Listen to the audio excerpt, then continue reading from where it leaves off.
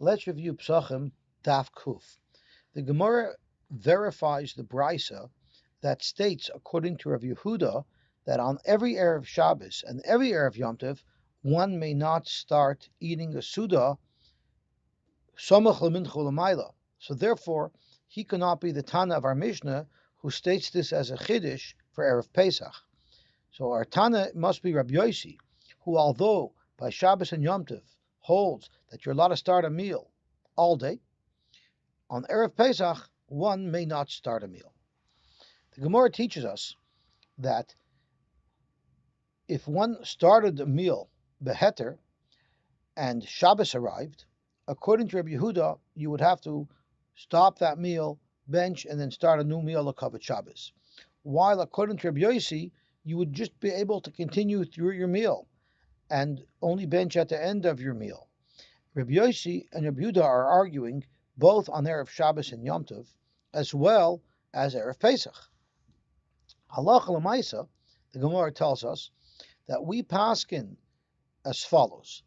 If you're before the ninth hour, everybody agrees, both Rabbi Yehuda and Rabbi Yossi agrees, that you're allowed to start a meal. If you're at the ninth hour, or at the end of the ninth hour, according to Rabbi Yossi, on Erev Shabbos and Erev Yom Tov, you're allowed to start a meal, but on Erev Pesach, you're not. And according to Rabbi Yehuda, even on Erev Shabbos and Yom Tov, you're not allowed to start a meal, but we paskin like Rabbi Yossi.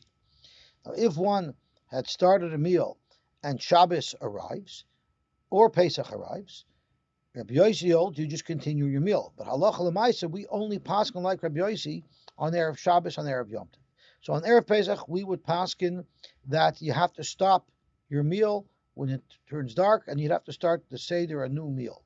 However, on Shabbos, we paskin like Rabbi Yossi, which is that you can continue your meal.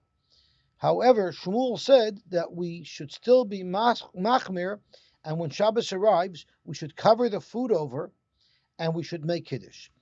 The reason why you cover the food over is for one of two reasons. Either because we want to show that the food is l'kavod Shabbos, or because it's a zecher lemon which had a layer of dew below it and a layer of below on top of it.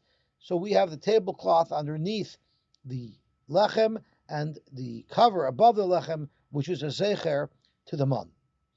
The Gemara tells us that Rabbi Bar Afuna, when he went to the home of the Reish Galusa, and they brought out the food and the bread even before Kiddush on a Friday night, he covered it over once again, because whenever you make Kiddush on Shabbos, you should always have the bread covered for the reasons that we discussed.